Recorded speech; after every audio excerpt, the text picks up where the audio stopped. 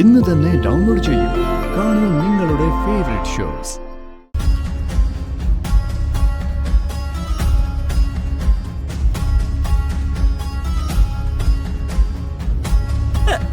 എന്റെ ദൈവമേ, എന്റെ മോള്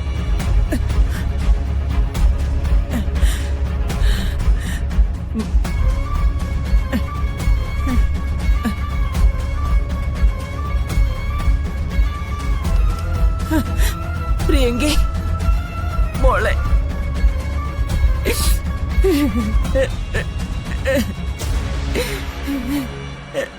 മോളെ പ്രിയങ്ക മോളെ,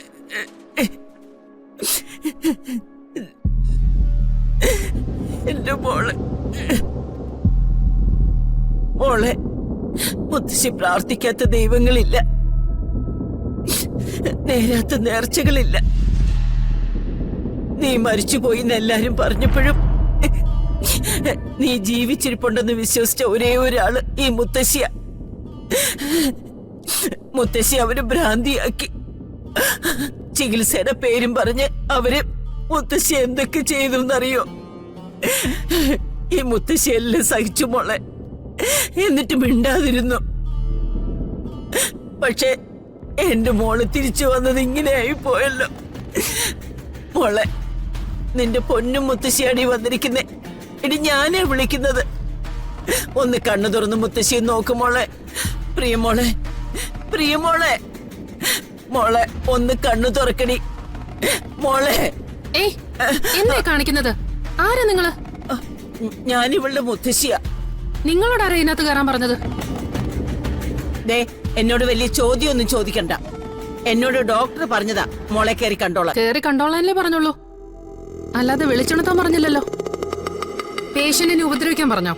എന്റെ മോളെ കണ്ട ഞാൻ അവളെ ഒന്ന് തൊടില്ലേ, സംസാരിക്കില്ലേ? അതിന് നിങ്ങൾക്ക് എന്താ വേണ്ടത്? നോക്ക്, വളരെ മോശം കണ്ടീഷനിൽ കിടന്ന രോഗിയാണിത്. അവരെ തൊടാനും പിടിക്കാനും ഒന്നും പറ്റില്ല. ഡോക്ടർ അനുവദിച്ചു, നിങ്ങൾ കണ്ടു. പുറത്തിറങ്ങേ. ഞാൻ പോവില്ല. എനിക്ക് എന്റെ മോളുടെ അടുത്തിരിക്കണം. ഇതിനകത്ത് അങ്ങനെ ഇരിക്കാനൊന്നും പറ്റില്ല. പുറത്തു പോയേ. നീ ആരാടി എന്നോട് കൽപ്പിക്കാൻ? നീ ഇവിടുത്തെ നേഴ്സല്ലേ? അല്ലാതെ ഈ ആശുപത്രിയൊന്നും നിനക്ക് എഴുതി തന്നിട്ടില്ലല്ലോ. ദേ, ഞാൻ ആരാണെന്ന് നിനക്കറിയോ? എന്റെ പൊന്നമ്മച്ചി, ഈ ചോദ്യങ്ങൾ ചോദിക്കുന്ന ഒരുപാട് പേരെ എനിക്കറിയാം. രണ്ടും കൽപ്പിച്ച ഞാനിവിടെ നിൽക്കുന്നത്. നിങ്ങളെ ഇവിടെ നിർത്താൻ എനിക്ക് പറ്റില്ല. പുറത്തിറങ്ങാനാ പറഞ്ഞേ. നീ നോക്കിക്കോടി. ഡോക്ടറോട് പറഞ്ഞിട്ട് നിന്റെ ജോലിയുടെ കാര്യത്തിനെ ഞാനൊരു തീരുമാനം ഉണ്ടാക്കി തരാം. ആയിക്കോട്ടെ. ഡോക്ടറെ കാണാനുള്ള വഴി വേണമെങ്കിലേ ഞാൻ പറഞ്ഞു തരാം. നിങ്ങൾ ഇവിടുന്ന് പോയാ മതി. ഈ അഹങ്കാരം മുഴുവൻ കാണിച്ച് എന്റെ കൊച്ചിനെന്തെങ്കിലും പറ്റിപ്പോയാലുണ്ടല്ലോ. ദേ, എന്റെ സ്വഭാവം നിനക്ക് ശരിക്കും അറിയാൻ പാടില്ലാത്തോണ്ടാ.